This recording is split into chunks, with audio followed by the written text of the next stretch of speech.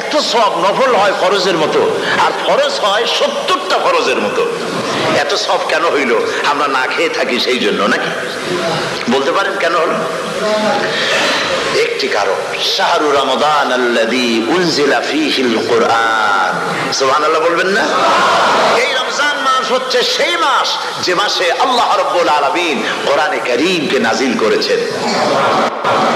অন্তত ১৫০০ বছর আগে আল্লাহ রাব্বুল আলামিন নির্দেশ করে রেখেছেন, সূর্য সাদা হওয়া থেকে, পূর্ব দিগন্ত সাদা হওয়া থেকে শুরু করে পশ্চিম দিগন্তে যখন কালো হয়ে কালো রেখা দেখা দেবে, যখন মাগরিব হয়ে যাবে, সূর্যাস্ত যাবে, ততক্ষণ পানাহার আর স্ত্রী সম্ভোগ থেকে বিরত থাকো। ১৫০০ বছর আগের আল্লাহ রাব্বুল আলামিনের এই নোটিশ কিভাবে কার্যকরী হচ্ছে উম্মতের মধ্যে, মুসলমানদের ভেতরে। খাবার সামনে আসে, পিপাসা লেগেছে, এখন তো পিপাসা লাগে না, খুব ঠান্ডার সময়, এখন রোজা রাখতে খুব মজা হবে, তাই না? খুব মজার রোজা। কিন্তু এই রোজা যখন জুন মাস আর জুলাই মাসে আসবে, তখন টের পায় মানুষ রোজা কাকে বলে। প্রচন্ড পিপাসা, সামনে সব খাবার পড়ে আছে, একটা খাবারের দিকে রোজাদারের হাত যায় না, ঘড়ির দিকে তাকায় আর চুপ করে বসে বসে আল্লাহর জিকির করতে থাকে। আল্লাহ কয়, ফেরেশতারা দেখ, এই বান্দা বানাইতে নিষেধ করছিলি, সুবহানাল্লাহ। আল্লাহ খুশি হয়ে যান। রোজাদার অপেক্ষা করতে থাকে, ঠিক যখন কাটায় কাটায় সময়টা এসে গেছে, তখন আল্লাহর নাম করে খুরমা দিয়ে পানি দিয়ে ইফতার শুরু করে দিল। আল্লাহ পাক খুশি হয়ে গেলেন। এই যে ইফতার, সারাদিন রোজা রেখে ইফতার করায় যে মজা, রোজা রাখলো না এরকম লোকেরাও কিন্তু ইফতার করে, করে না? পুরান ঢাকায় আছে, ঢাকার তো কয়েকটা এলাকা আছে, পুরান ঢাকার লোকেরা নাকি বলে যে, যারা রোজা রাখে না তারা বলে যে, রোজা না রাখে একরকম পাপ করছি, আর ইফতার না করিয়া কবিরা গুনাহ করবো নাকি, ইফতার তো করাই লাগবে। তো খুব মজা করে ইফতার করে তারা। তো সারাদিন রোজা রেখে পেঁয়াজি, ছোলা, পুর, মুড়ি খাওয়ায় যে মজা, সারাদিন ভাত খাইয়া তারপরে ইফতারে শরীক হওয়া, ছাগলে ঘাস খেলে যেমন লাগে ওইরকম তার মুখে লাগে, এই মজা পাবে না। রোজাদারের যে মজা লাগে সেই মজা সে পাবে না। সারা মাস রোজা থাকার পর, আল্লাহর হুকুম মেনে সারা রাত রোজা রাখার পর, তারপরে ঈদের দিনে জামা কাপড় পরিষ্কার করে, শেরওয়ানি গায়ে লাগাইয়া, পাঞ্জাবি পরে, আতর মেখে, এরপরে ঈদের জামাতে যখন দাঁড়ায় যায়, সে যে মজা পায়, সারা মাস রোজা রেখে ঈদের জামাতে গিয়ে সে যে মজা পায়, যে রোজা রাখলো না, ঈদের দিনে খুব জামা, পাজামা, সেন্ট এগুলো মেখে টেকে প্রথম কাতারে গিয়ে দাঁড়ায় গেছে, ও সেই মজা পাবে না। ওর মনের মধ্যে একটা চোর চোর ভাব থেকেই যায়। সে মনে মনে ভাবে, এই জামাত আমার না, জোর করে আসছি, এইখানে দাঁড়াবার যোগ্যতা আমার নাই। মনের মধ্যে সে একটা অপরাধী ফিল করে, সে ফিল করতে থাকে। সুতরাং রোজাদারের জন্য দুইটা খুশি, একটা হচ্ছে ইফতারের সময়, আর একটা খুশি হবে যখন আল্লাহ তাদেরকে দেখা দেবেন। সুবহানাল্লাহ। এই রোজা আল্লাহ পাক দান করেছেন। আচ্ছা, কি জন্য রোজা আমাদের দিলেন? এই জন্য দিয়েছেন যে একটা মাস পৃথিবীর মুসলমানরা না খেয়ে থাকুক দিনের বেলায়, ওই না খেয়ে থাকার যে খাবারগুলি বাঁচবে, এগুলি আল্লাহ অন্য কোন এলাকার মানুষদের খাওয়াবেন নাকি? এই জন্য করেছেন রোজা, এই জন্য করেন নাই। রোজার ফজিলত আল্লাহর নবী বলেছেন, রমজান মুবারকের এত ফজিলত, মানুষ যখন কোন ইবাদত করে, আল্লাহ পাক সেই ইবাদতের নেক আমলের সওয়াব 10 থেকে শুরু করে 700 পর্যন্ত বাড়ায় দেন। 10 থেকে শুরু করে 700 করে 700 বাড়ায় দেন, ইল্লা সাওম, রোজা ছাড়া। নবীজি বলেছেন, রমজান মুবারকে কেউ যদি একটি নফল কাজ আদায় করে, একটি নফল ইবাদত করে, অন্য মাসের একটি ফরজ আদায় করার সওয়াব আল্লাহ পাক নামায়ে আমলে দিয়ে দিবেন।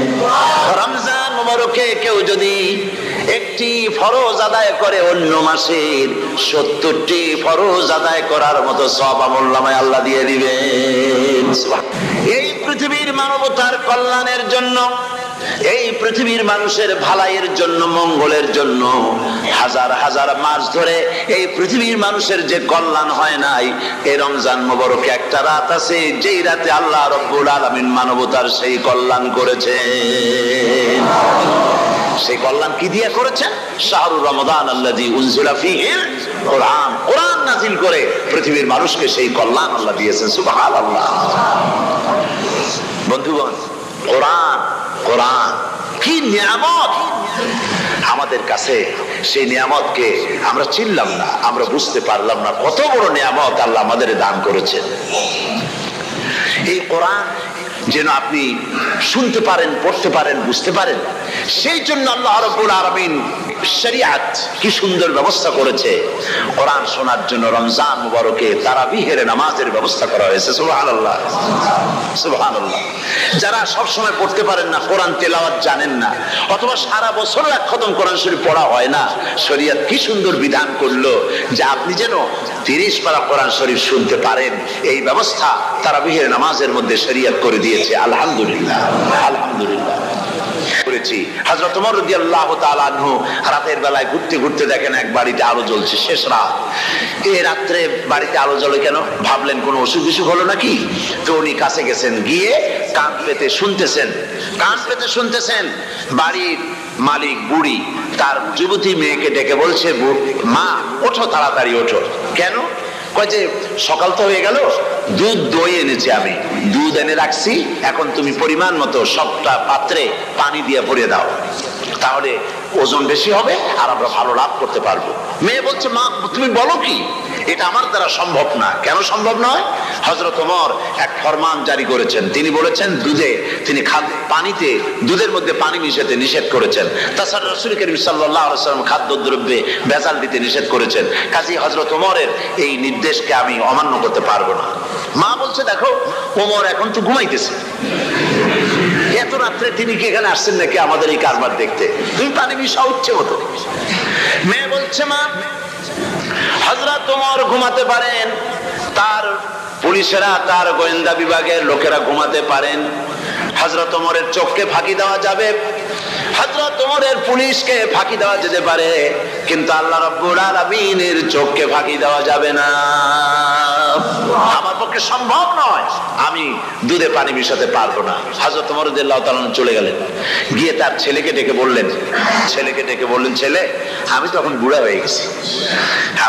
হয়ে গেছি, আমার বিয়ের বয়স নাই, আমি একটা মেয়ের খোঁজ নিয়ে আসছি, যদি আমার বয়স থাকতো এই মেয়েটার আমি বিয়ে করতাম।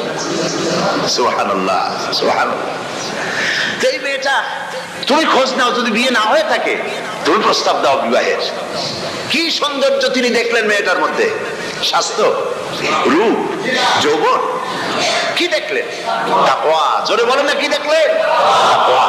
এই তাকওয়া তিনি দেখলেন। এই তাকওয়ার উপরে ভিত্তি করে আমিরুল মুমিনিন, অর্ধেকটা পৃথিবীর প্রেসিডেন্ট, খলিফাতুল মুসলিমিন, আমিরুল মুমিনিন হযরত ওমর তার ছেলের জন্য পুত্রবধূ করে তাকে ঘরে নিয়ে আসলেন। সুবহানাল্লাহ। ফায়দা কি হলো? ফায়দা এই হলো, এই মেয়ের গর্ভে যে মেয়ে হলো, সেই মেয়ের গর্ভে যে মেয়ে হলো, সেই মেয়ের গর্ভে ফারুকে সানি হযরত ওমর ইবনে আব্দুল আজিজ রাহমাতুল্লাহ আলাইহির মতো ফারুকে সানি আল্লাহ দান করে দিলেন। সুবহানাল্লাহ ওয়া বিহামদি। এটার নাম হচ্ছে তাকওয়া। এই তাকওয়ার ব্যাপারে হযরত ওমর রাদিয়াল্লাহু তাআলা আনহু তিনি হযরত কাব বিন উবাই রাদিয়াল্লাহু তাআলা আনহুকে জিজ্ঞেস করেছিলেন যে তাকওয়ার একটা ব্যাখ্যা আপনি কি আমাকে বলতে পারেন, তাকওয়ার ব্যাখ্যাটা কি? তিনি বললেন, হ্যাঁ পারি। কি ব্যাখ্যা? তিনি বললেন যে দেখুন, তাকওয়ার ব্যাখ্যা হচ্ছে এই যে সংকীর্ণ একটি রাস্তা, সরু ন্যারো একটা রোড, এই ন্যারো রোডের দুই দিকে আছে কাঁটাযুক্ত লতা পাতা। এই কাঁটাযুক্ত লতা পাতার মধ্য দিয়ে এই সরু রাস্তা দিয়ে আপনি যখন যাবেন তো কিভাবে যাবেন? হযরত ওমর বললেন, আমার জামা কাপড় এইভাবে খুব আটোসাটো করে আমরা যাব, যাতে করে গায়ের চামড়াও না ছেড়ে আমার জামাও যাতে না ছেড়ে যায়। হযরতে কাব বিন উবাই রাদিয়াল্লাহু তাআলা আনহু বলছেন, এটার নামই হচ্ছে তাকওয়া। এটার নাম কি? তাকওয়া।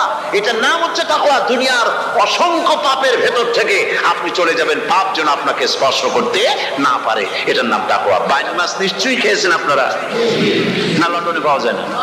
পাওয়া যায়। এই বাইন মাছ যারা খেয়েছেন আপনারা, আমি জানি না আপনারা জানেন কিনা, বাইন মাছ কোথায় থাকে? পানিতে থাকে না কাদায় থাকে?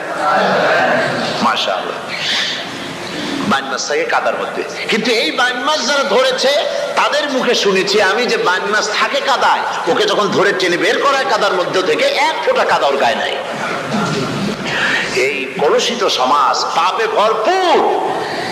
গ্রেট ব্রিটেন, আমেরিকা, পাশ্চাত্য, আমাদের দেশ, সর্বত্র পাপ আর পাপ।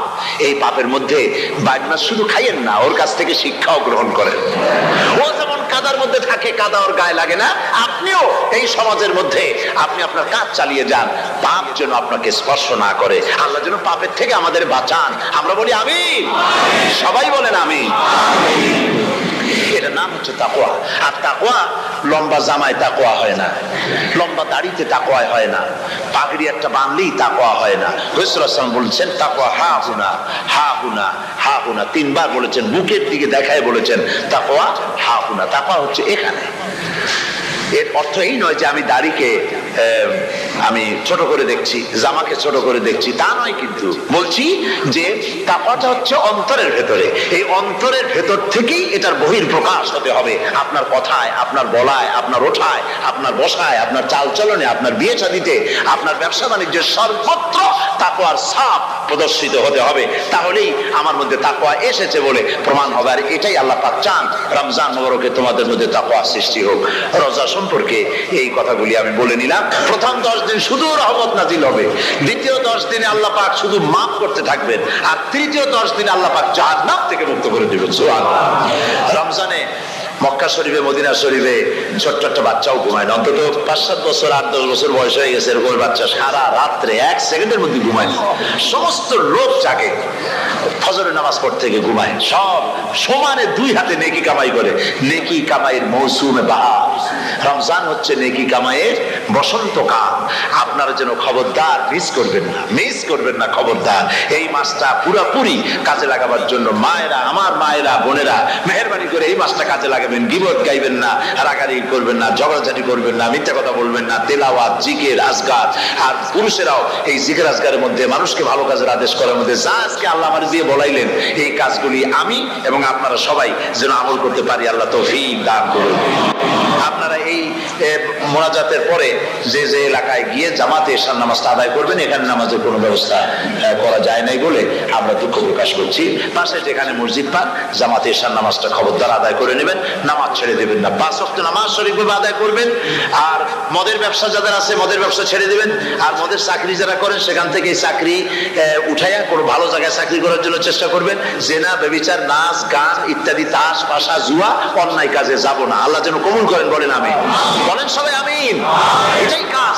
শিরক এবং বেদান্তের বাড়ির কাছেও আমরা কেউ যাব না। এই তওবা করে খাঁটি মুসলমান হইতে হবে। আমরা কতদিন বাঁচবো জানি না। আল্লাহ পাক যেন আমাদেরকে ঈমানের সাথে রাখেন। যাদের মুখে দাড়ি নাই, আল্লাহ পাক তাদের মুখে দাড়ি লাগায় দিক। বলি আমিন। আপনারা চেষ্টা করেন রসুলের এই সুন্নতটা আমল করার জন্য। যেহেতু আমরা মারা যাবো, চিরদিন বাঁচবো না, তো আল্লাহ রসুলের কাছে কেমনে আমরা আমাদের চেহারা দেখাবো? জামায়, দাড়িতে, টুপিতে, পর্দায়, মেয়ে লোকদের পর্দা করার মধ্যে, সবটার মধ্যে রাসূলুল্লাহর সুন্নত যেন আমরা আমল করতে পারি। আল্লাহ যেন তৌফিক দেন। আল্লাহ রাব্বুল আলামিন বলেন, ইন্নামাস সাদাকাতু লিল ফুকারাই ওয়াল মাসাকিন ওয়াল আমিলিনা আলাইহা ওয়াল মুআল্লাফাতি কুলুবুহুম ওয়া ফিল রিকাব والغارمين وفي سبيل الله وابن السبيل فريضة من الله والله عليم حكيم। সূরা তাওবার মধ্যে আল্লাহ পাক যাকাত কোথায় কোথায় দিবেন, খাতগুলি আল্লাহ বলে দিচ্ছেন। কোন আলহামদুলিল্লাহ। যেখানে সেখানে যাকাত দেওয়া যাবে না। যাকাতের জন্য খাত হচ্ছে 8টা। যাকাতের জন্য খাত কয়টা? 8টা। 8টি খাতে আপনার যাকাতের টাকা আপনি ব্যবহার করবেন, ব্যয় করবেন। প্রথম দিবেন ফকিরদেরকে। প্রথম দিবেন কাদেরকে? ফকির। ফকির কারা? ফকির হচ্ছে নিজের জীবন জীবিকায় অন্যের মুখাপেক্ষী। তারপরে শিশু, এতিম, বিধবা, জীবন চালানো খুবই কষ্টকর, অভাবগ্রস্ত লোক, এরা হচ্ছে ফকির। আর মিসকিন হচ্ছে যারা নিজেদের প্রয়োজন উপযোগী অর্থ উপার্জন করার সামর্থ্য নাই, আর মানুষের কাছে আত্মমর্যাদার কারণে হাত পাততেও পারে না। এক কথায় এক গরিব ভদ্রলোক। আল্লাহ কোরআন শরীফ বলেছেন যে এদের চেহারা দেখে বুঝো জ্বর পেটে খাবার নাই, অথবা সে অসুবিধায় আছে। চেহারা দেখে বুঝে তাকে সাহায্য করো। সে এমন শরীফ মানুষ আছে না, আমাদের সমাজে লোক এরকম আছে না, আছে কিনা? ঘরের মধ্যে 3 দিনও রান্না হয় নাই, কিন্তু দাড়ি টাড়ি সুন্দর করে আশ্রয়া জামাটা পরিপাটি করে গায়ে দিয়ে বেরোচ্ছে, কারোর কাছে হাত পাতে না, তার সারা পাতে তার ভদ্রতায় বাঁধে। ওনার সারা পাতে বেঁধেছে, উনি চাবেন না কারো কাছে, কিন্তু উনাকে যিনি সৃষ্টি করেছেন সে আল্লাহ রাব্বুল আলামিন শোনায় দিচ্ছেন, বান্দারা আমার ওই গরিব ভদ্রলোককে খাবার দাও। ওরা হচ্ছে মিসকিন।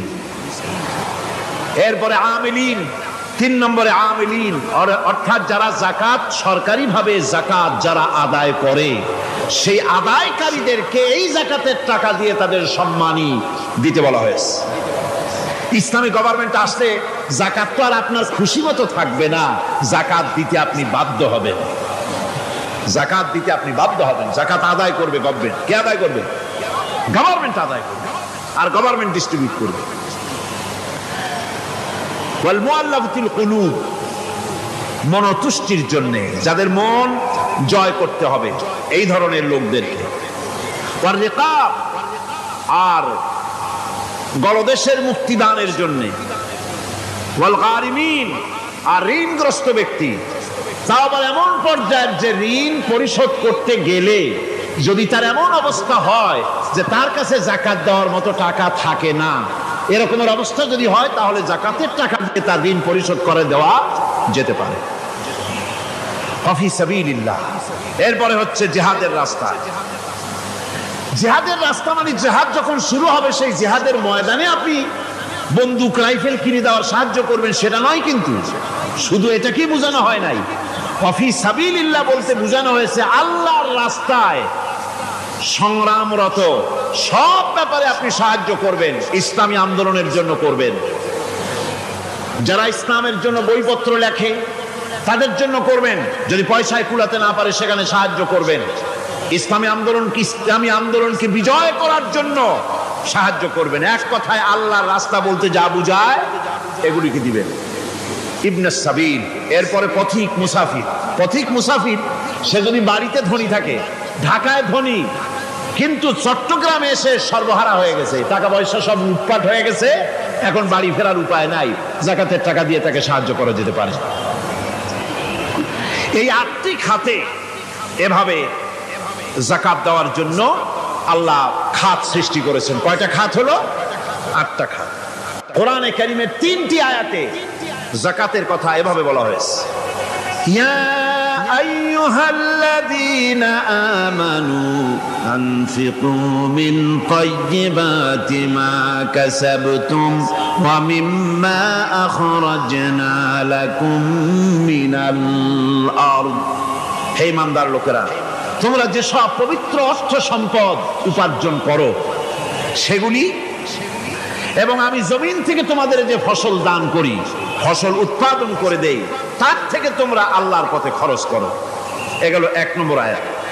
2 নম্বর, প্রথম আয়াত বলা হয়েছে সূরা বাকারায়, আর সূরা আনআমে বলা হচ্ছে কুলু মিন সামারিহি ইযা আসমারা ওয়া আতু হাক্কাহু ইয়াওমা হাসাদিহি। তার উৎপাদিত ফল ফসল তোমরা খাও, আর ফসলের একটি অংশ ফসল কাটার দিনেই আল্লাহর হকটা, আল্লাহর অধিকারটা আদায় করে দাও। যেদিন তোমরা ফসল কাটবে সেদিনই অধিকারটা আদায় করে দাও। এই যে একটা ফরজ, এই ফরজটা মুসলমানেরা বেমালুম ভুলে গিয়েছে। ফসলের যাকাত তারা দেয় না। ফসলের যাকাতকে বলা হয় ওশর। কি বলা হয়? ওশর। এই ওশর এখন যদি আপনি গ্রামে গিয়া কোন শিক্ষিত লোককেও যদি জিজ্ঞেস করেন, ভাই ওশর কি চেনো, সে বলবে ভাই ওশর এটা কি জাতীয় প্রাণী, সারপোকা না তেলাপোকা না আরশোলা, আমি তো এই নামটাম তেমন শুনি টুনি নাই, বুঝবি না ওসবটা কি জিনিস। অথচ নামাজ রোজার মতোই ফরজ ওশর আদায় করা। কবে আদায় করবেন? যেদিন আপনি ফসল কাটবেন সেই দিনই ওশর আদায় করে দিবেন। পরিমাণটা কি হবে? পরিমাণ হবে আকাশের বৃষ্টির পানি দিয়ে,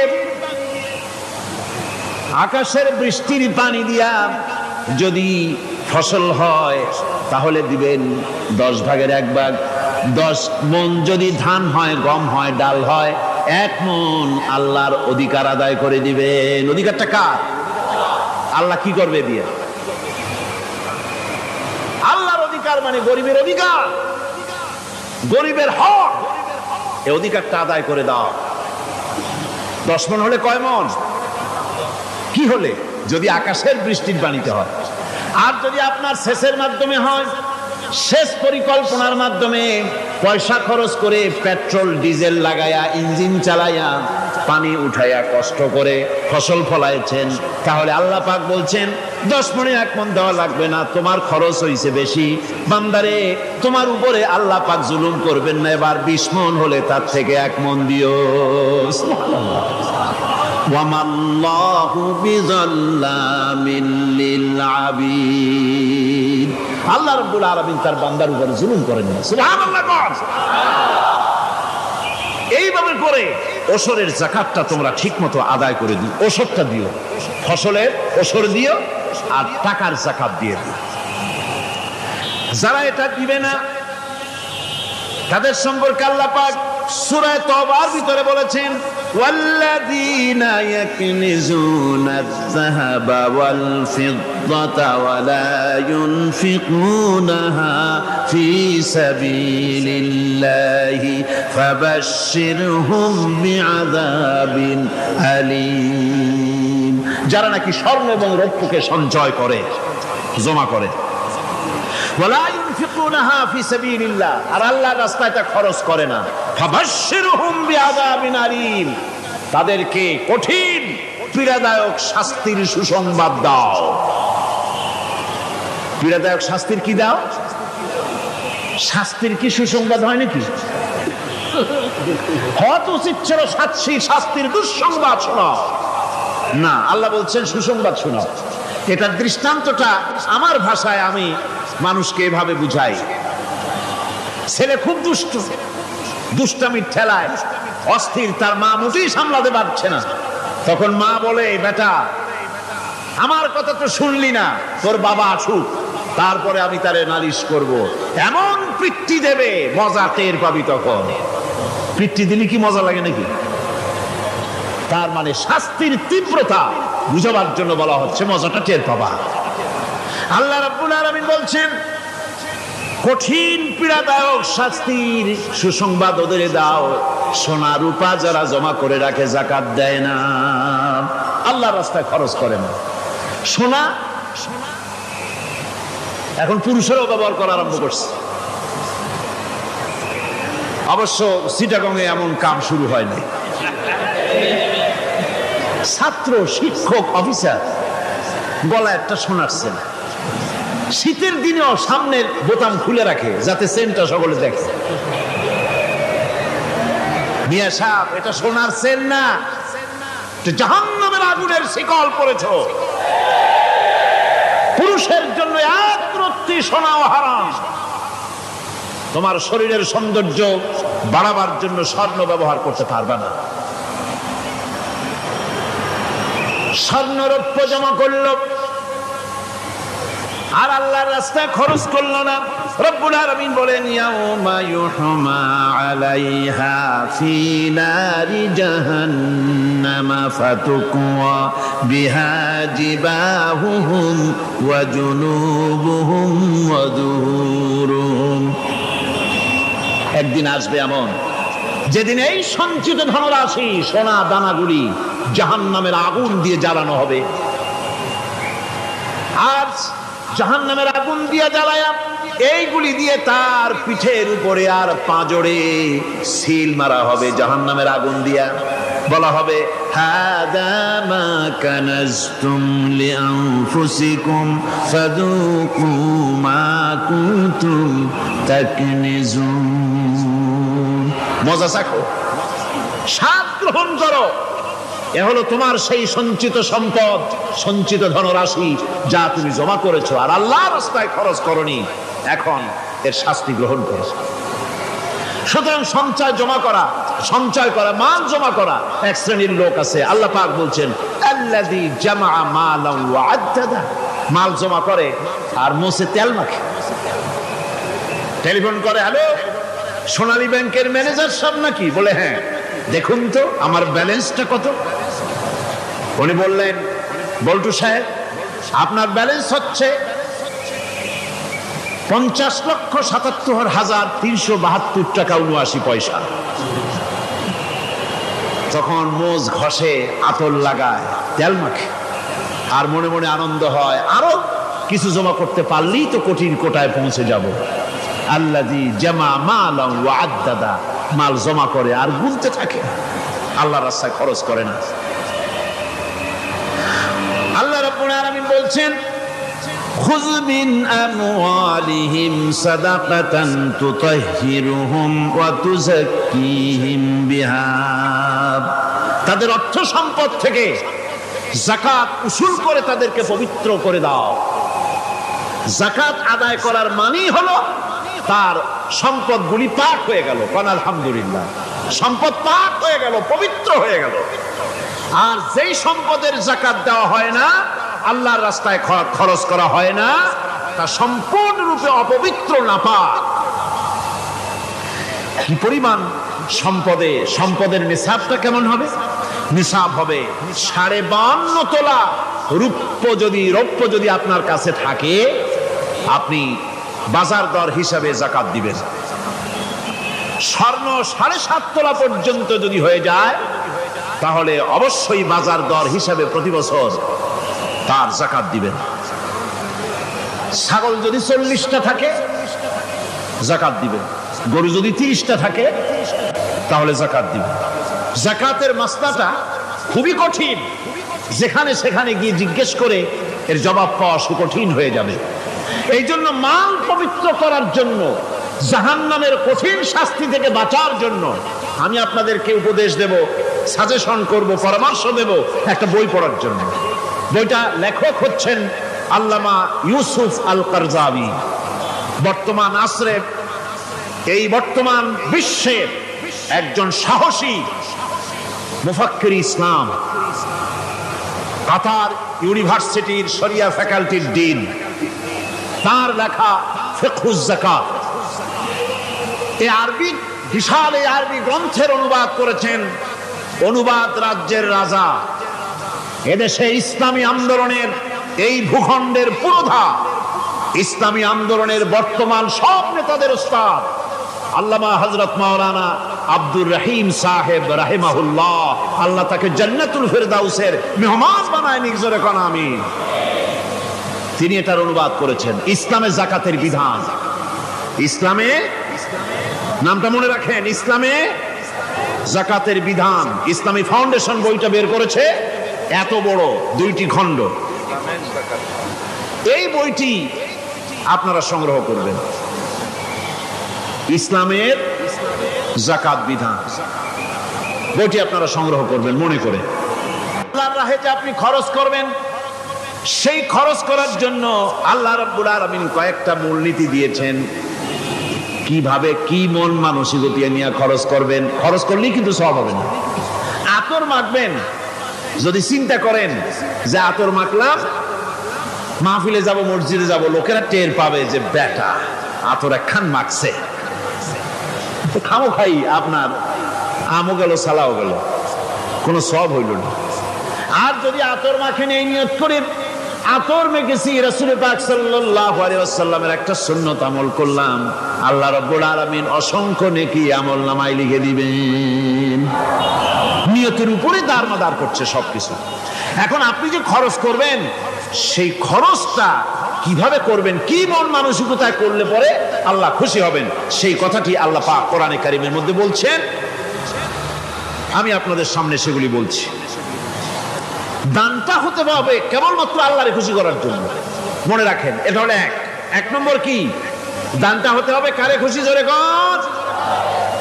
আল্লাহ পাক বলছেন, ওয়ামা তুনফিকুনা ইল্লা ইবতিগা ওয়াজহিল্লাহ, তোমরা যা কিছু খরচ করো তাতে আল্লাহর সন্তুষ্টি লাভ করা ছাড়া মনের মধ্যে অন্য কিছু যেন লক্ষ্য না থাকে। শুধুমাত্র আল্লাহর সন্তুষ্টি মনের মধ্যে তোমরা রাখবে। আর কাউকে কোনো জিনিস দিয়ে তার কাছে অনুগ্রহ প্রকাশ করতে পারবে না। আমি তোমার এই উপকার করছিলাম, তুমি নেমো খারামের মতো আজ কথা বলো, এরকম বলে না? কাউকে কিছু দিয়ে অনুগ্রহ প্রকাশ করবা না, তার মনে ব্যথা দিবা না। الذين ينفقون أموالهم في سبيل الله ثم لا يتبعون ما أنفقوا منا ولا أذى যারা আল্লাহর পথে খরচ করে এবং খরচ করার পর নিজের অনুগ্রহ প্রকাশ করে না এবং কাউকেও মনোকষ্ট দেয় না, টাকা দিয়া খোটা দিল না, মনেও কষ্ট দিল না, তাদের জন্য পুরস্কারটা কি শুনুন। আল্লাহ পাক বলেন পুরস্কার হচ্ছে লাহুম আজরুহুম ইনদা রাব্বিহিম ওয়ালা খাউফুন আলাইহিম ওয়ালা হুম ইয়াহজানুন। ওদের জন্য তার পরওয়ারদিগারের কাছে রয়েছে বিরাট পুরস্কার, আজরে আজিম। এদের জন্য কোনো ভয় নাই, কোনো চিন্তা নাই, কিয়ামতে ডাইরেক্ট জান্নাতে চলে যাবে। সুবহানাল্লাহ। দানের এত ফজিলত যা ভাই আমি বলে শেষ করতে পারবো না, এত ফজিলত আল্লাহ দানের মধ্যে রেখেছেন। ত্যাগেই তো শান্তি, ভোগে শান্তি নাই, মজা কিসে? জোরে কন্যা মজা কিসে? ত্যাগের ভিতরেই মজা। এরপরে আল্লাহ পাক বলছেন আল্লাহর পথে 3 নম্বরে হতেছে আল্লাহর পথে যা খরচ করবা বেছে বেছে ভালো জিনিসটা দিও, বাইসা বাইসা ছেঁড়া জামাটা দিও না। পকেটে হাত দিয়া দান করবে, পকেটে হাত দিয়া হাত আর বাইর করে না। কারণ কি? খুঁজে দেখে যে 10 পাই না, 4 আনা, কম পয়সাটা দেবে, 12টা দেবে না। টাকা বের করে ওর মধ্যে ময়লা পচা গন্ধ লাগে, ওইটা দান করবে, আর টাটকা টাকাটা পকেটে রেখে দেবে। এই স্বভাব আমাদের আছে কিনা? আছে কিনা? আরে বাবা, টাকা কি আপনি পকেটে রাখতে পারবেন? ওটা দেওয়া লাগবে না, এরা দেন তারা দেন, কাউকে তো দিবেনি। আমাদের এই বদভ্যাস আল্লাহ আমাদেরকে মাফ করুন, কোন আমিন বলেন। আমিন। দান করার সময় বেছে বেছে খারাপটা দিও না, ছেঁড়া কাপড়টা দিও না, অখাদ্য কুখাদ্য দান করো না। বিয়ার মজলিস, বিবাহে অনেক লোক দাওয়াত দিয়েছে, বেশি করে রান্না করছে, কম যদি হয়ে যায় বড় মিয়ার ইজ্জত নষ্ট হয়ে যাবে। মেহমান কম আসলো, এখন এই খাবারগুলি না পারিয়া তারপরে গরিবদের দেয়, না পেরে যখন খাবার কেউ নাই তখন গরিবদের দেয়। গরিবদের উদ্দেশ্য করে কিন্তু বানানো হয় নাই। এটা হলো একজনের রুটি খাচ্ছিল, এক কৃপণ বখিল রুটি খেতে বসেছে, সিল একটা আসে আর রুটিতে সু মারল, সু মেরে রুটিটা নিয়ে গেছে। বেচারা পিছনে পিছনে দৌড় আরম্ভ করছে, গালি দিতে দিতে। মরার সিল আর তুই জায়গা পাইলি না। চিলের পিছনে দৌড়াতে দৌড়াতে নদীর পাড়ে চলে আসছে। সিলও দেখে যে আল্লাহ, এমন এক বেকাদের লোকের রুটি নিলাম, কোনো গাছেও বসতে পারি না, তার ঢিলার জ্বালা। শেষ পর্যন্ত পাশে ছিল নদী, নদীর উপর দিয়া চিল উড়ে ওপার যাওয়া আরম্ভ করছে। বখিল বেচারা দাঁড়াই থাকে, দিলাম ফি সাবিলিল্লাহ, আল্লাহর রাস্তে দিলাম। এর তো কোনো মানে নাই। নিজে খেতে না পারে বাসি অখাদ্য কুখাদ্য এগুলি দিতে আল্লাহ পাক নিষেধ করেছেন। দিবা বাইসে বাইসে ভালো জিনিসটা, যেটা তোমার কাছে প্রিয় ওইটা দিও। তুমি যদি খারাপটা দাও তাহলে আল্লাহ তোমার দেবেন ওই মানের। কিয়ামত আছে না, কিয়ামত ওই মানের পাবা। আল্লাহ পাক বলছেন ইয়া আইয়ুহাল্লাযীনা আমানু আনফিকু মিন তাইয়্যিবাতি মা কাসাবতুম ওয়া মিম্মা আখরাজনা লাকুম মিনাল আরদ। তোমরা যে উপার্জন করেছো, সেই উপার্জনে তোমাদের জন্য যা উপার্জন করেছো তাই, আর মাটি থেকে আমি যা তোমাদের জন্য দিয়েছি তার থেকে ভালো জিনিস, ভালো ভালো জিনিস আমার রাস্তায় খরচ করো। এটা কার অর্ডার? আল্লাহর অর্ডার। আর খরচ করার জন্য ওয়ালা তায়াম্মামুল খাবিসা মিনহু তুনফিকুন, খরচ করার জন্য বাইসা বাইসা খারাপ জিনিসগুলি খুঁজে বেড়াইও না, ভালো জিনিসগুলি আমার রাস্তায় খরচ করো। আর যতদূর সম্ভব গোপনে দিও, যতদূর সম্ভব দান গোপনে করি। মানুষকে শুনায়ও না অমুক জায়গায় দিলাম, বা মানুষের দেখায় দিও না। কোন কোন শহর আছে কোরবানির সময় বিরাট গরু কেনা হয়, সেই গরুর তলায় মালা দিয়া তারপরে শহরে রাস্তায় রাস্তায় ঘুরানো হয়, অমুক মিয়া সাহেব এই গরুটা কোরবানি করবে। এরকম চিটাগংয়ে হয় না, অন্য অন্য জেলায় হয়। জি, এখানেই বেশি হয়। তাই আশ্চর্য কথা। তাহলে তো উচিত, এরকম যদি উদ্দেশ্য হয় তাহলে বড় মিয়া গরুর সাথে একসাথেই হাঁটা উচিত, লোকেরা বুঝুক কোন বড় মিয়া আর কোন বড় গরু। আপনি এটা করলেন কি জন্যে? এই কাজটা তো নিন্দনীয় কাজ। আর প্রতিযোগিতামূলক কোরবানি করা, প্রতিযোগিতামূলক 35,000 টাকার গরু কোরবানি করা হলো, মানে না। মানুষকে শুনাইয়া, মানুষকে দেখাইয়া যদি করা হয় কোনো ফল পাওয়া যাবে না। আমার বন্ধুগণ, আল্লাহ রাব্বুল আলামিন বলছেন মানুষকে দেখাবার জন্য দান সদকা করো না। ইন তুবদুস সাদাকাতি ফানি'ম্মা হিয়া ওয়া ইন তুখফুহা ওয়া তু'তুহাল ফুকারা ফাহুয়া খায়রুল লাকুম ওয়া ইউকাফিরু আনকুম মিন সাইয়্যাতিকুম। প্রকাশ্যভাবে খরচ করলে তা ভালো, আল্লাহ পাক বলছেন প্রকাশ্যভাবে খরচ করলে তা ভালো, কিন্তু গোপনে দান করা সবথেকে উত্তম। তবে প্রকাশ্যে দান করতে গিয়ে যদি এটা এই জন্য হয় যে আমি দিলে পরে আরো একজন উৎসাহিত হয়ে যাবে, সমাজ কল্যাণ পরিষদের এত বড় বিশাল মাহফিল, 16 লক্ষ টাকা খরচ হবে, দিলাম আমি 1 লাখ টাকা, এটা শুনাইয়া বলার পর আমার কথা শুনিয়া আরো যাদের টাকা আছে তারা হয়তো 2 লাখ দেবে, এই চিন্তা করে যদি তারগিবের জন্য, উৎসাহ প্রদানের জন্য, ইন্সপিরেশনের জন্য যদি হয়, এই নিয়ত হলে ক্ষতি নেই। কিন্তু সর্বাবস্থায় দানটা গোপন হয় ভালো। আল্লাহ পাক বলেন গোপনে যদি তুমি দান করো তাহলে আমি রব্বুল আলামিন ওই গোপন দানের বিনিময় তোমার সমস্ত গোপনীয় গুনাহগুলি আমি রব্বুল আলামিন মাফ করে দেব, তোমার গোপন গুনাহগুলি মাফ করে দেব। 5 নম্বরে হচ্ছে নির্বোধ আর অজ্ঞ লোকদেরকে প্রয়োজনের অতিরিক্ত টাকা দিবা না। দেখেন ইসলামের কি সুন্দর বিধান। বোকা, নির্বোধ, অজ্ঞ আছে না সমাজে? তুমি মহব্বতে, আল্লাহর মহব্বতে ওর লাগে 500 টাকা দিয়ে দিলা 5,000 টাকা, এ তো সর্বনাশ করে ফেলাবে, সে তো খারাপ টাকায় তা ব্যাক করবে। এই জন্য অজ্ঞ লোকদেরকে, নির্বোধ লোকদেরকে প্রয়োজনের অতিরিক্ত দিতে আল্লাহ নিষেধ করেছেন। তবে আল্লাহর ইচ্ছা হচ্ছে এই যে যত বড় পাপী হোক আর যত বড় খোদাদ্রোহী হোক না কেন, প্রত্যেকের খাওয়া, পড়া, শিক্ষা, চিকিৎসা গ্যারান্টি দিতে হবে। সুবহানাল্লাহ। কোন এর নাম তো আল্লাহ, এর নাম কি? আল্লাহ পাক, যার ভেতরে কোনো কার্পণ্যতা নাই। আল্লাহরে মানলেও আল্লাহ খাইতে দেন, না মানলেও দেন, সকলকেই দেন সমভাবে।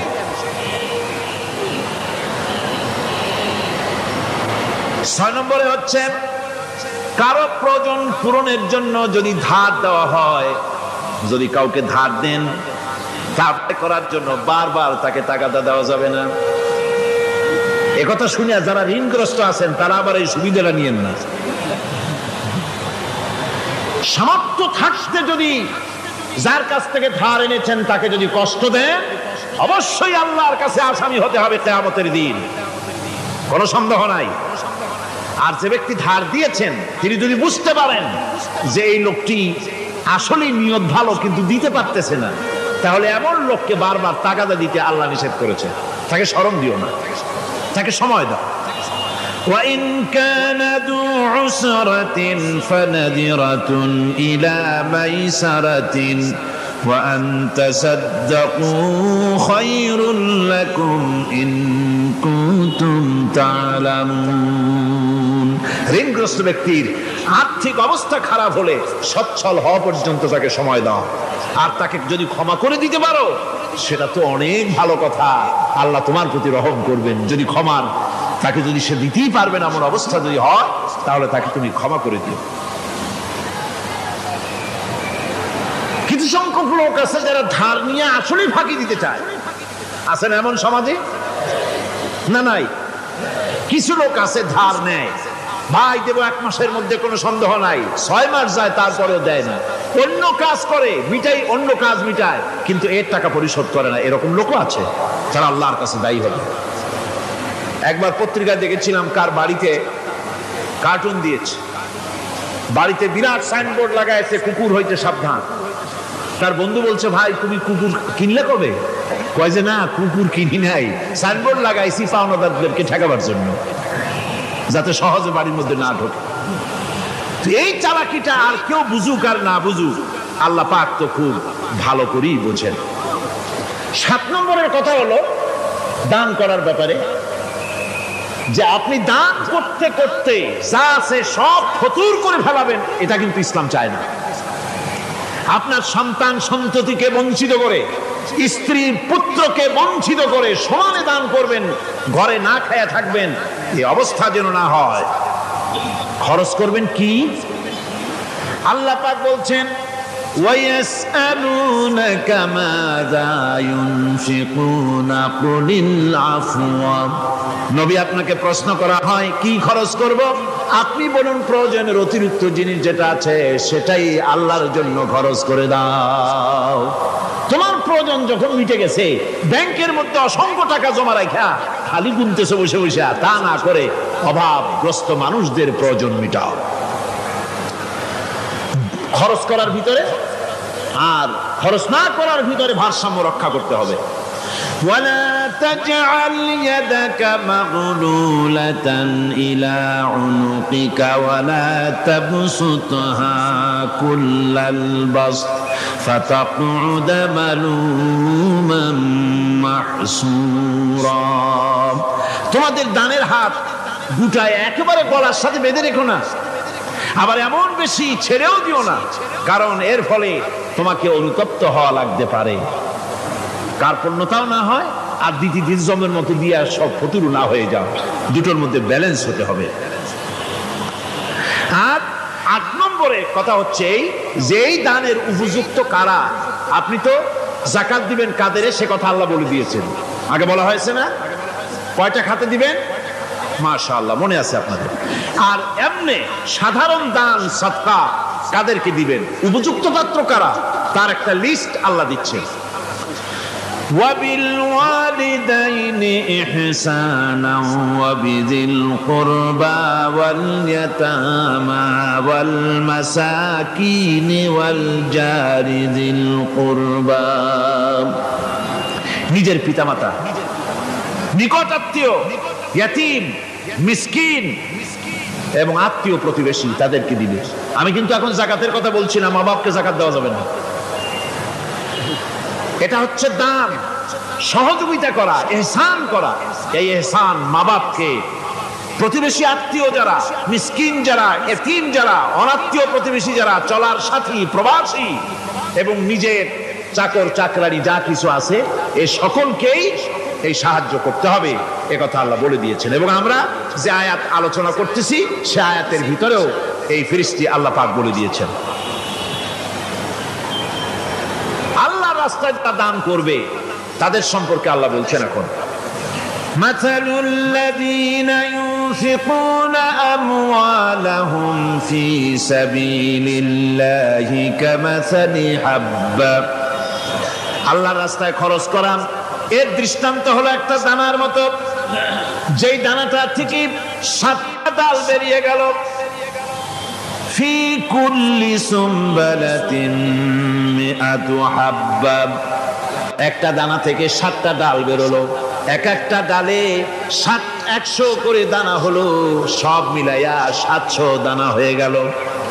والله يضاعف لمن يشاء والله واسع عليم। আল্লাহ পাক বলেন এই পৃথিবীতে একটা দানায় 700 দানা যে আল্লাহ রাব্বুল আলামিন তোমার হাতে ধরায় দিলেন, সে আল্লাহ পাকের ব্যাংকে যদি টাকা জমা রাখো, আল্লাহর রাস্তায় যদি খরচ করো, 700 গুণ বাড়াইয়া আল্লাহ তোমার হাতে ধরাইয়া দিবেন। আল্লাহু ইউদাইফু লিমান ইয়াশা, আর আল্লাহ ইচ্ছে করলে এর থেকেও বেশি তোমাকে দান করবেন। সুবহানাল্লাহ, কোন জোরে। আর এই দান করতে হবে মরার আগে। কোন সময় দেবেন কোন? আমার দেশে বহু মুসলমান আছে যারা বলে হুজুর আসি আপনাদের পিছনে, যা বলেন আসি, জীবন দিয়া দেব। এরা খুব চালাক, জীবন দিতে চায়, মাল দিতে চায় না। আল্লাহ তো আগে জীবন চায় নাই, আল্লাহ আগে কি চেয়েছেন? আল্লাহ আগে কি চেয়েছেন? আল্লাহ চেয়েছেন মাল। وَتُجَاهِدُونَ فِي سَبِيلِ اللَّهِ بِأَمْوَالِكُمْ وَأَنفُسِكُمْ। আল্লাহ পাক বলেন জিহাদ করো আমার রাস্তায় মাল দিয়ে আর জান দিয়ে। মাল দাও আগে, মাল না দিয়া যদি আগে মরে যাও মালটা তো থেকেই গেল। সুতরাং মাল আগে আমার রাস্তায় দাও। দেবা কখন? মরার আগে দাও। وَأَنفِقُوا مِمَّا رَزَقْنَاكُم مِّن قَبْلِ أَن يَأْتِيَ أَحَدَكُمُ الْمَوْتُ। আমার রাস্তায় খরচ করো মৃত্যু আসার আগে। فيقول رب لولا أخرتني إلى أجل قريب। যদি মরার আগে না দাও, মৃত্যুর সময়, মৃত্যু যখন এসে গেল সেই সময় যদি বলো, অনুশোচনা যদি করো, আহারে যদি আমি সময় পাইতাম, একটু খানিক যদি সময় দিতে, আল্লাহ একটু সময় আমারে যদি দাও, ফাসাদদাকা ওয়া আকুম মিনাস সালিহিন। দান সদকা করব, সব আল্লাহর রাস্তায় দিয়ে দেব, আর আমি সালেহ বান্দাদের মধ্যে শামিল হয়ে যাব। আল্লাহ একটু সময় আমারে দাও। আল্লাহ পাক বলছেন ওয়ালাই ইউআখিরাল্লাহু নাফসান ইযা জাআ আজালুহা আল্লাহু খাবীরুম বিমা তা'মালুন। মৃত্যুর নির্ধারিত সময় আসলে এক সেকেন্ড আগে পাশে করা হবে না। সুতরাং মৃত্যুর আগে খরচ করো। আপনি মনে করবেন যে আপনি মরে গেলে পরে আপনার ছেলে মেয়ে আপনার জন্য করবে, খরচ করবে। হ্যাঁ করবে ঠিক, মরার পরে কুলখানির পরে 40, তারপরে শেষ, এরপর আর করবে। আপনার ছেলে মেয়ে যে আপনার জন্য করবে তার প্রমাণ তো আপনি নিজে। আপনি আপনার ছেলের মেয়ের জন্য কি করে, আপনার মা বাবার জন্য কি করছেন? আপনার মা বাবার জন্য যদি আপনি কিছু না করে থাকেন, আপনার ছেলে মেয়েও আপনার জন্য করবে না। সুতরাং নিজের কাজ নিজে করেন। আপনার পিঠ যদি চুলকায়, আর নাতিরে যদি বলেন নাতি পিঠটা চুলকায় দাও, সে যে জায়গায় চুলকাবে আপনি করবেন উত্তর দিকে, সে উত্তর দিকে, আর দক্ষিণ দিকে, উপরে নিচে, পিঠে, পাছার কাছে, যে জায়গায় আঙুল দেবে আপনি করবেন ওখানে না, আবার আরেকটু উপরে দাও, আরেকটু পাশে দাও, জায়গা মতো পড়বেই না। আর কষ্ট করে নিজের হাতটা যদি পৌঁছাইতে পারেন জায়গা মতো পড়ে, একবার চুলকানি মারলেই চুলকানি শেষ, ঠিক কিনা? সুতরাং আপনি অন্যের উপরে ভরসা না করে নিজের খরচ নিজেই করে যান, নিজের কাজ নিজে করে যান, আল্লাহর রাস্তায় খরচ করে যান, বেশি পরিমাণে খরচ করেন। যত খরচ করবেন আল্লাহ রাব্বুল আলামিন রাজি হয়ে যাবে। কোন সুবহানাল্লাহ। ভিত্তিক অর্থ ব্যবস্থা কায়েম করে, আর অনিসলামিক সরকার সুদ ভিত্তিক অর্থ ব্যবস্থা কায়েম করে। যাকাত আর সুদের মধ্যে পার্থক্য কি? যাকাত হচ্ছে, এক কথায় বুঝাই, ব্যাখ্যা দেব না, এক কথায় বুঝাবো। যাকাত হচ্ছে ধনীদের কাছ থেকে নেও, গরিবদেরকে দাও। আবার শুনুন, যাকাত হচ্ছে ধনীদের কাছ থেকে নাও, গরিবদেরকে দাও। আর সুদ হচ্ছে গরিবদের কাছ থেকে নাও, ধনীদেরকে দাও। টাকা টানে, একজনে শুনছিল টাকায় টাকা টানে, সে মনে করলো কেমনে টাকায় টাকা টানে। তারপরে সে এক ব্যাংকের সামনে গিয়ে অনেক টাকার মধ্যে নিজের একটা টাকা ছুঁড়ে মেরেছে। ঘন্টা 2 দাঁড়ায় আছে, দেখে যে তার টাকা আসে না। তখন ব্যাংকের দারোয়ান এসে পিছন থেকে গলাটা ঠেসে ধরছে, বেটা তুমি চোর নাকি, না হাইজাকার, না মাস্তান, না সাদাবাজ? কয় যে না, আমি এর কোনোটাই না। তাহলে এই পজিশন নিয়ে দেখতেছো কি? কয় যে আমি শুনছিলাম টাকায় টাকা টানে, সেজন্য আমার পকেটে একটা টাকা ছিল, ওই যে কেশিয়ার টাকাগুলি গুনতেছে ওইখানে মারলাম, দেখেনি টাকা, আমার টাকায় কিছু টাকা টাইনে আনে। এতক্ষণ দাঁড়ানো, আমার টাকা তো টানলই না, আমার যে একটা টাকা তাও আসে না। দারোয়ান বলছে, বেটা তুমি ঠিকই শুনেছো, টাকায় টাকা ঠিকই টানে, ওই অনেকগুলা টাকা তোমার একটা টাকারে এমন ভাবে টাইনিয়া ধরছে, বাইরে আবার উপায় নাই। সুদভিত্তিক অর্থ ব্যবস্থায় গরিবরা এভাবে শোষিত হয়। শোষিত হয় কারা? গরিবরা। সিনেমা কারা বানায়? ধনীরা। শোষিত হয় কারা? গরিবরা। লক্ষ্য করেন, তাকান, আল্লাহর কথা কত বাস্তব। ধনীরা সিনেমা বানায়, শোষিত হচ্ছে গরিবেরা। রিক্সা চালায়, ঠেলা গাড়ি চালায়, মাথার ঘাম পায়ে ফেলেছে, পরিশ্রান্ত হয়েছে, বিকাল বেলায় সেই টাকা নিয়ে যাচ্ছে বাজার করতে। সিনেমা হলের সামনে যায় দেখে সর্বনাশ, যুবক একটা যুবতীর জড়ায় ধরছে দুই হাত দিয়া, নিচে লেখা কি যে প্রেম আর কত যে জ্বালা। বেচারা গরিব মানুষ মাথা গরম হয়ে গেছে এটি দেখিয়া, যে বাইরে যদি এত জ্বালা, ভিতরে না জানি কত মজা। যে টাকা দিয়ে চাউল কিনতো সেই টাকা দিয়া টিকিট কিনে সিনেমায় ঢুকলো। এর মাথা ঘামানো পয়সাগুলি পাইলো কে? বড় লোকই পেল। বড় লোকেরা ব্যাংকে টাকা রাখে, গরিব মানুষেরা ব্যাংক থেকে টাকা লোন নেয়। কৃষি লোন নিল, গরু কিনলো, বীজ কিনলো, সার কিনলো। আকাশ থেকে বৃষ্টি হলো না, অনাবৃষ্টি অতিবৃষ্টি খরার কারণে ফসল হলো না। ব্যাংক কি তার লোন মাফ করবে? তার সুদ মাফ করবে? শেষ পর্যন্ত গরুটা বেচা, মায়ের হাতের বউ হাতের শেষ চুরি গাছা বিক্রি করে লোন পরিশোধ করলো। বড় লোকের টাকা ওখানে ছিল, ওই টাকায় আরো টাকা গিয়ে জমলো, আর গরিব ফতুর হয়ে গেল। এই জন্য আল্লাহ পাক বলেছেন সুদ হচ্ছে ওয়াহাল্লাল্লাহুল বায়আ ওয়া হাররামা রিবা। আল্লাহ পাক ব্যবসাকে করেছে হালাল, সুদকে করেছেন হারাম। এই সুদের মধ্যে 70টি গুনাহ, তার ছোট্ট গুনাহ হলো নিজের মায়ের সাথে জিনা করা। জোরে কর নাউযুবিল্লাহ। মায়ের সাথে জিনা করার চাইতেও নিকৃষ্ট, এটা হলো ছোট গুনাহ। টের পাইছেন? এটি হলো ছোট গুনাহ। তাহলে বড় গুনাহ কি? বড় গুনাহ হচ্ছে আল্লাহ আর তার রাসূলের সাথে যুদ্ধ করা। নাউযুবিল্লাহ পড়ে। সুতরাং এই সুদভিত্তিক অর্থ ব্যবস্থার, এই সুদভিত্তিক অর্থ ব্যবস্থাকে নির্মূল করে দিয়ে ইসলাম যাকাত ভিত্তিক অর্থ ব্যবস্থা কায়েম করেছিল, যার ফলে মানুষ খেয়ে পরে সুখে শান্তিতে বসবাস করেছে। চুরি নাই, ডাকাতি নাই, জেনা নাই, ব্যভিচার নাই, হত্যা নাই, ধর্ষণ নাই। এমন এক সময় এসেছিল কোরআনে কারিমের বরকতে, যাকাত ভিত্তিক অর্থনীতির বরকতে, এমন এক সময় এসেছিল ময়দানে ঢোল পিটানো হতো বাজারে বাজারে, যাকাত কে নেবে, যাকাত কে নেবে, যাকাত কে নেবে। একজন মানুষও খুঁজে পাওয়া যায় নাই যে বলবে যাকাত আমার দরকার। গল্প করলাম? এটা কি গল্প? এটা বাস্তব। হযরত ওমর বিন আব্দুল আজিজ রাহমাতুল্লাহ আলাইহির জামানায় সদকার টাকা নিয়ে 3টি দিন একজন ঘুরেছেন গ্রামে গ্রামে, ময়দানে ময়দানে। একটা গরিব খুঁজতেছেন সদকার টাকা দেবে, গরিব খুঁজে পাওয়া যায় না। ক্লান্ত শ্রান্ত হয়ে মরুদ্যানের ভিতরে আরাম করতেছেন, এমন সেখানে আর একটা লোক আসছে, ধুলা মলিন বড় একটা বস্কা তার সাথে। এই লোকটি তার কাছে গিয়ে বলছে, ভাই আল্লাহ আপনারে আমারে মিলাই দিছে, 3 দিন পর্যন্ত ঘুরেছি কিছু সদকার টাকা নিয়ে, এত বড় দেশের এত জায়গা ঘুরলাম, একটা গরিব পাই নাই যে তারে দেব, আল্লাহ আপনারে মিলাই দিছে, নেন এই টাকাগুলা। কয় যে তোমার মাথা খারাপ না স্কুল উঠিলা? তুমি কি মনে করছো আমার এই বস্কার মধ্যে ছেঁড়া খাতা? তোমার টুপলায় যে টাকা আছে আমার বস্তায় তার থেকে অনেক বেশি টাকা আছে।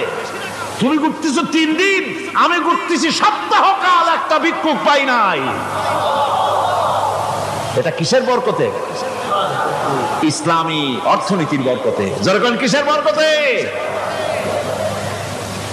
কপাল পোড়া জাতি, কপাল পোড়া জাতি।